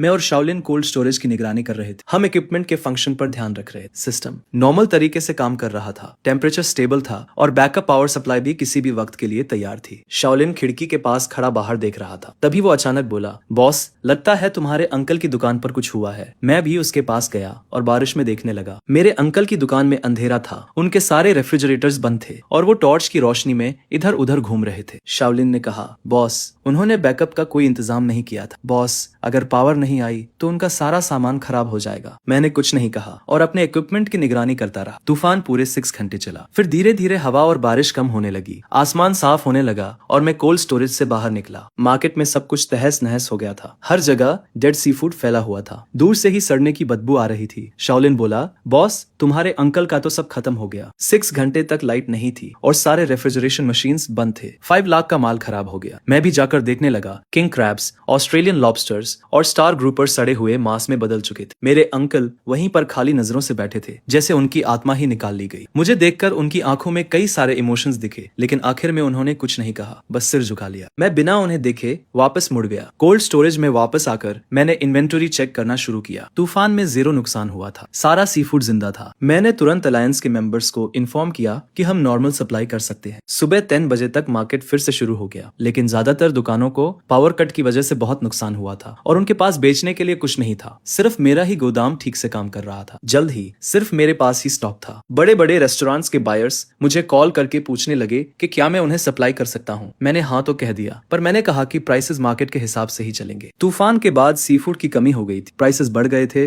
जिस पर मैंने अपने एलाइज को प्रायोरिटी दी और उनके प्राइसेस वही रखे। बाकी कस्टमर्स के लिए मार्केट प्राइस रखा। उस दिन मेरा गोदाम एकदम भर गया था। रेस्टोरेंट्स के ओन रुपीज, रिटेल रुपीज और यहाँ तक कि दूसरे स्टॉल्स के ओनर्स भी मुझसे सामान लेने आए थे। मैंने सबको लाइन में सप्लाई किया, यह इंश्योर करते हुए कि हर कस्टमर को उसका हिस्सा मिले, पर मैंने होर्डिंग या स्पेकुलेशन नहीं की। शाओलिन ने एक्साइटमेंट में कहा, बॉस, आज का टर्नओवर 1 मिलियन से ऊपर चला गया। मैंने कुछ नहीं कहा, क्योंकि ये वो रिजल्ट नहीं था जो मैं चाहता था, पर मार्केट का यही रूल है। जो तैयार रहता है वो बच जाता है और जो नहीं रहता वो एलिमिनेट हो जाता। दोपहर के 3 बजे मेरे अंकल के स्टॉल पर कुछ क्रेडिटर्स आ गए। वहां मरे हुए सी फूड का ढेर देखकर वो गुस्से से लाल हो गए। उनमें से एक ने मेरे अंकल की तरफ उंगली उठाई और तेज आवाज में बोला, ओल्ड ले, तुम हमारा उधार कैसे चुकाओगे? इस कचरे की कीमत ही कितनी होगी? मेरे अंकल अपना सिर झुकाए खड़े थे और बार बार कह रहे थे कि उन्हें थोड़ा और टाइम दे दो, वो पे करने का कोई ना कोई तरीका ढूंढ लेंगे। क्रेडिटर्स ने उनकी बात नहीं सुनी और सीधे कह दिया कि अगर उन्होंने 3 दिनों में पे नहीं किया तो वो उन्हें कोर्ट में सू कर देंगे, वो उनका स्टॉल जब्त कर लेंगे। मेरे अंकल जैसे अपनी सारी ताकत हार चुके थे और दीवार के सहारे खड़े हो गए। उनसे एक शब्द भी नहीं निकला। शाओलिन ने मुझसे कहा, बॉस, आपके अंकल का 5 लाख का सारा सामान तो बर्बाद हो गया और ऊपर से उन पर 1 मिलियन से ज्यादा का डेट भी है। वो कभी रिकवर नहीं कर पाएंगे। मैं गोदाम के दरवाजे पर खड़ा होकर सामने का सीन देख रहा था, पर मुझे अंदर से कुछ महसूस नहीं हो रहा था। उस रात तूफान पूरी तरह से खत्म हो गया और आसमान साफ हो गया। मैं मार्केट के एंट्रेंस पर खड़ा होकर तारों भरे आसमान को देख रहा। इस तूफान ने मार्केट के स्ट्रक्चर को पूरी तरह से बदल दिया। मेरे अंकल के स्टॉल पर मेरे सामने लाइट अभी भी जल रही थी। वो वहां अकेले मरे हुए सी फूड के ढेर के सामने बैठे थे, बिना हिले डुले। उनकी वो रेफ्रिजरेशन मशीन्स पूरी तरह से बेकार हो गई थी। स्क्रीन्स ब्लैक हो गई थी और अब वो ठीक नहीं हो सकती थी। मार्केट में लोग कहने लगे थे कि मेरे अंकल पूरी तरह से बर्बाद हो गए। उन्होंने तूफान से पहले सब कुछ लगा दिया था। मैंने कुछ लोगों से कर्ज लिया था ताकि मैं अपना बिजनेस बढ़ा सकूं, जिस पर मेरा सब कुछ बर्बाद हो गया। अब मैं पहले से भी ज्यादा कर्ज में डूब चुका हूँ। अगले दिन मुझे ओल्ड जन का फोन आता है। वो बताता है कि तूफान के बाद अब शिप्स फिर से चलनी शुरू हो गई है और 3 दिन में नया माल पोर्ट पर आ जाएगा। वो मुझसे पूछता है कि मुझे कितना माल चाहिए। मैं उसे पहले से दुगना माल लाने के लिए कहता हूँ, क्योंकि मार्केट में माल की कमी है और डिमांड बहुत ज्यादा है। फोन रखने के बाद मैं कोल्ड स्टोरेज के एंट्रेंस पर खड़ा हो जाता हूँ। पूरे मार्केट को देखने पर मुझे पता चलता है कि तूफान के बाद बहुत से लोग अपना नुकसान साफ कर रहे हैं। कुछ लोगों ने तो अपनी दुकानें तक बंद कर दी है, लेकिन मेरे कोल्ड स्टोरेज का बिजनेस पहले से भी ज्यादा अच्छा चल रहा है। उस दिन दोपहर में मैं कोल्ड स्टोरेज में नए माल का इन्वेंटरी कर रहा था। तभी शाओलिन मेरे पास आता है और कहता है, बॉस, आपके अंकल गेट पर खड़े हैं और वो आपसे मिलना चाहते हैं। मैं ऊपर देखता हूँ और शीशे से मेरे अंकल बाहर खड़े हुए दिखाई देते हैं। उनके बाल बिखरे हुए हैं और उनका चेहरा उतरा हुआ है। वो बहुत परेशान दिख रहे हैं। मुझे देखकर उनके होंठ कांपने लगते हैं और बहुत देर बाद वो सिर्फ 2 शब्द बोल पाते हैं, माफ करना। मैं सिगरेट जलाता हूँ और बिना कुछ कहे उनके बोलने का इंतजार करता हूँ। मेरे अंकल कुछ देर तक चुप रहते हैं और फिर कहते हैं, मुझे तुमसे एक फेवर चाहिए, क्या तुम मुझे कुछ पैसे उधार दे सकते हो? मैं उन्हें बिना जवाब दिए देखता रहता हूँ। मेरे अंकल फिर कहते हैं, तूफान की रात मेरा सारा माल बर्बाद हो गया और और अब लेनदार हर रोज आ रहे हैं। वो कह रहे हैं कि वो मुझे कोर्ट में ले जाएंगे। मैं पूरी तरह से फंस चुका हूँ। क्या तुम अपने अंकल की मदद नहीं करोगे? हम फैमिली जो है। मैं सिगरेट से राख झटकता हूँ और कामली कहता हूँ, अंकल आपको कितने पैसे चुकाने हैं? मेरे अंकल नजरें झुकाकर कहते हैं, इंटरेस्ट मिलाकर 1.6 मिलियन। मैं कहता हूँ 1.6 मिलियन कोई छोटी रकम नहीं। मेरे अंकल अपनी आंखें थोड़ी लाल करके ऊपर देखते हैं और कहते हैं, मुझे पता है कि मैंने तुम्हारे साथ पहले बुरा किया था। 1,20,000 वाली बात मेरी गलती थी। अब तुम्हारा बिजनेस इतना बड़ा हो गया है कि 1.6 मिलियन तुम्हारे लिए कुछ भी नहीं। बस मुझे उधार दे दो और मैं तुम्हें गारंटी देता हूँ कि मैं तुम्हें वापस कर दूंगा। मैं उन्हें देखता हूँ और कहता हूँ,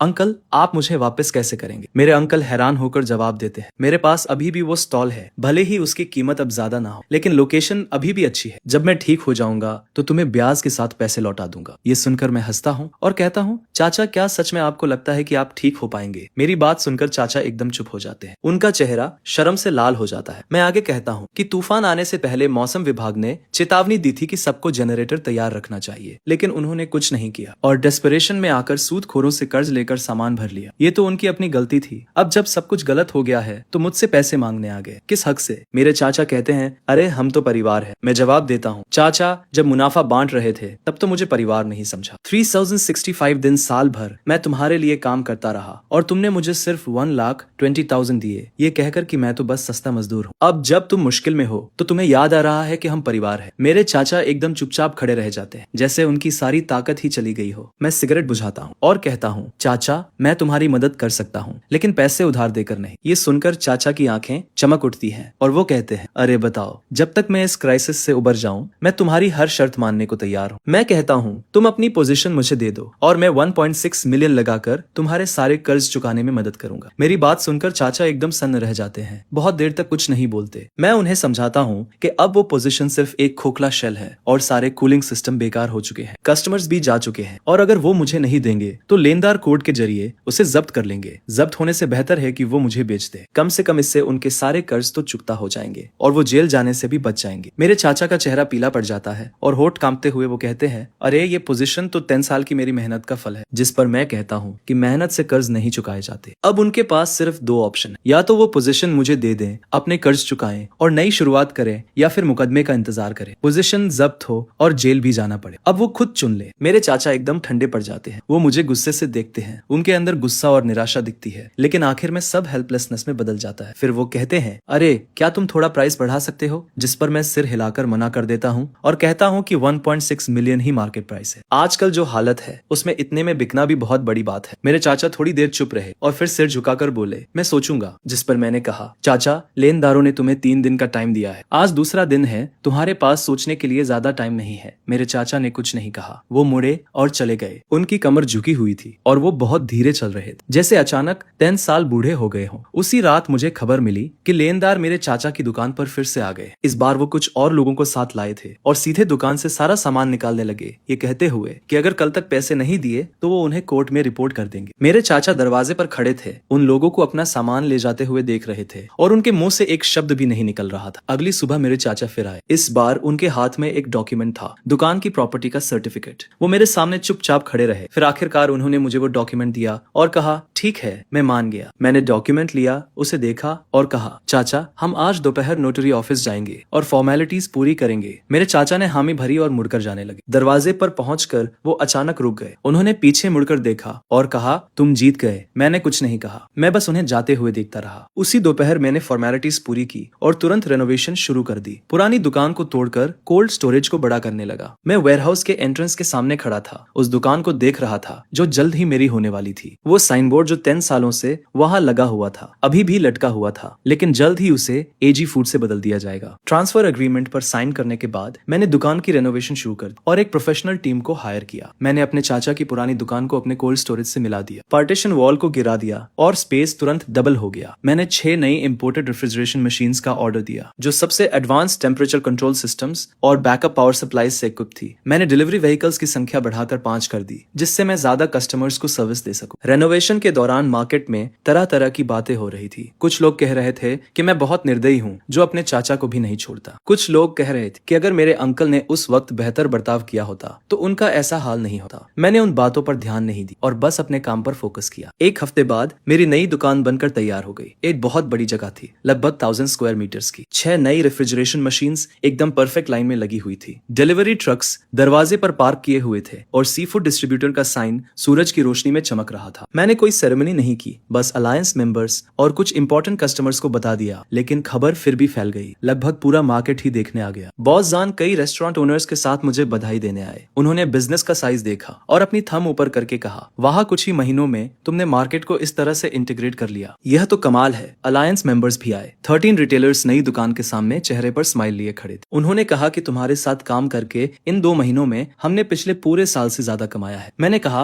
अगर हम सब मिलकर मेहनत करेंगे तो फ्यूचर और भी बेहतर होगा। ओपनिंग के दिन डेली कैश फ्लो 1.5 मिलियन को पार कर गया। सुबह से रात तक ऑर्डर्स आ रहे थे। 5 डिलीवरी व्हीकल्स लगातार आ जा रहे थे और सारे कस्टमर्स को टाइम पर सामान मिल रहा था। शाओलिन ने मुझे अकाउंट बुक दिखाई और एक्साइटमेंट से कहा, बॉस, इस पेस से तो इस महीने हम 3 मिलियन का नेट प्रॉफिट पार कर लेंगे। मैंने हामी भरी। 3 मिलियन तो मेरे अंकल और मेरा पूरे साल का नेट प्रॉफिट होता था। अब एक महीने में इतना कमाना एकदम पॉसिबल लग रहा था। मैं दुकान के सामने खड़ा होकर पूरे मार्केट को देख रहा था। वो जगह जहां पहले मेरे अंकल की दुकान थी, अब मेरी थी। उस रात मैंने अलायंस मेंबर्स और की एम्प्लॉइज को मीटिंग के लिए बुलाया। मैंने उनसे कहा, अगले महीने से मैं 20% रखूंगा और आप लोग 80% रखेंगे। रिटेलर्स हैरान रह गए और वान नाम के एक आदमी ने कहा, बॉस, ये कैसे पॉसिबल है? आप सामान और डिस्ट्रीब्यूशन प्रोवाइड करते हैं और रिस्क भी आप लेते हैं। 20% तो बहुत कम है। मैंने जवाब दिया, भाई वान, अब मेरा बिजनेस बढ़ गया है और वॉल्यूम भी बढ़ गया है, तो 20% कम नहीं है। आप लोग ज्यादा कमाएंगे तो आप लोगों को मेरे साथ काम करते रहने की मोटिवेशन भी मिले। कई रिटेलर्स की आंखें नम हो जाती है और वो कहते हैं, तुम्हारे साथ काम करना वर्थ इट है। मीटिंग खत्म होने के बाद मैं उस स्टॉल के सामने खड़ा रहता हूँ जो मार्केट की रोशनी से जगमगा रहा है और लोग इधर उधर आ जा रहे हैं। सब कुछ बहुत बिजी है। शाओलिन मुझे बताती है कि आज अंकल मार्केट आए थे। वो एंट्रेंस पर बहुत देर तक खड़े रहे, हमारे नए स्टॉल को देखते रहे और फिर बिना कुछ कहे चले गए। अंकल वो 1.6 मिलियन लेकर अपनी सारी डेट्स तो चुका देते हैं, लेकिन इस मार्केट में 10 सालों में बनाई उनकी फाउंडेशन पूरी तरह से खत्म हो चुकी। अब वो बस एक कॉमन आदमी है। अब वो पहले जैसे अरोगेंस से भरे स्टॉल ओनर नहीं रहे। देर रात में स्टॉल का डोर बंद कर देता हूँ, आराम करने के लिए रेडी होकर। जब मैं मार्केट के एंट्रेंस से गुजरता हूँ तो मुझे एक फेमिलियर फिगर वहाँ खड़ी दिखती है। वो अंकल थे। वो मार्केट के एंट्रेंस पर खड़े थे, अंदर की ब्राइट लाइट्स को देख रहे थे, साइन बोर्ड को देख रहे थे। वो साइन बोर्ड एक कॉम्प्लेक्स लुक के साथ। मैं उनके पास जाता हूँ। मैं उनके बगल में बिना कुछ कहे खड़ा हो जाता हूँ। काफी साइलेंस के बाद अंकल मेरी तरफ देखते हैं। फाइनली वो कहते हैं, आई, अच्छा काम करो। ये कहकर वो मुड़ जाते हैं और चले जाते हैं। अब उनमें वो पहले वाली स्टॉल ओनर वाली बात नहीं रही। 1,20,000 से अब तक 3 मंथ से भी कम टाइम में मैं टोटल काउंटर अटैक कर देता हूँ। मार्केट का सबसे बड़ा स्टॉल, सप्लाई का सबसे स्टेबल सोर्स, सबसे क्वालिटी वाले कस्टमर्स, सब कुछ मेरे हैंड्स में है। ये मार्केट अब मेरा है। ईयर एंड होने वाला है। ये ईयर जब मैंने ब्रेकअप के बाद 1,20,000 से स्टार्ट किया था, तब से पूरे मार्केट को कंट्रोल करने तक ऐसा लगता है जैसे पूरी लाइफ बीत गई। उस नाइट मैंने सारे एम्प्लॉइज और अलायंस मेंबर्स को इकट्ठा किया और नए स्टॉल पर 10 से ज्यादा टेबल्स लगे। सियोलिन, ओल्ड चेन, ओल्ड हान, ओल्ड जो और 13 रिटाइल रुपीज, वो सभी जिन्होंने फॉलो किया, वो पूरी टीम जो मेरे साथ फाइट करती है, सब यहाँ है। मैं उठता हूँ, अपना कप उठाता हूँ और कहता हूँ, इस ईयर सपोर्ट करने के लिए आप सभी का थैंक्स। आज ईयर एंड के प्रॉफिट्स को बांटने का डे है और मैं अपना प्रॉमिस पूरा करता हूँ। शाओलिन को सबसे पहले उसका शेयर मिलता है। मैं उसे 2 लाख का रेड एनवेलप देता हूँ। उसकी स्टार्टिंग सैलरी 12,000 पर मंथ थी और मैंने उसे ईयर एंड बोनस का प्रॉमिस किया था और वो अच्छा काम करती है। वो 2 लाख वो डिजर्व करती है। 13 रिटेलर्स को भी उनका शेयर मिलता है। अग्रीमेंट के अनुसार प्रॉफिट शेयरिंग 80 से 20 थी। उन्हें बिगेस्ट पार्ट मिलता है। हर किसी को सैकड़ों हजारों मिले, कुछ को तो मिलियन से भी ज्यादा। शाओलिन और बाकी रिटेलर्स इतने खुश थे कि उनसे बोला भी नहीं जा रहा। दूसरों के लिए काम करते हुए वो लोग पूरा साल जी तोड़ मेहनत करते थे और मुश्किल से 1 लाख कमा पाते थे। आय के साथ कुछ महीने काम करने के बाद उन्होंने पिछले कई सालों से ज्यादा कमा लिया। मैंने कहा, अगर सब लोग मुझे फॉलो करते हैं तो मैं किसी को निराश नहीं करूँ। चलो अगले साल और मेहनत करते हैं, ये और भी बेहतर होगा। पुराने चेन और बाकी शिप कैप्टन्स भी आए और मैंने हर एक को खूब सारे गिफ्ट्स दिए। इस साल सपोर्ट करने के लिए उनका शुक्रिया अदा किया। पुराने चेन ने मेरी पीठ थपथपाई और कहा, आए, तुम एक लॉयल और बहादुर लड़के हो। हमने तुम पर ट्रस्ट करके कोई गलती नहीं की। काफी ड्रिंक्स के बाद माहौल और भी गर्म हो गया। कुछ रिटेलर्स इन महीनों में जो हुआ उसे याद करने लगे। वो बता रहे थे कि कैसे शुरुआत में मार्केट में किसी को मुझ पर भरोसा नहीं था। वो सोचते थे कि मैं इतना जवान होकर अपने अंकल को कैसे हरा पाऊंगा, लेकिन किसने सोचा था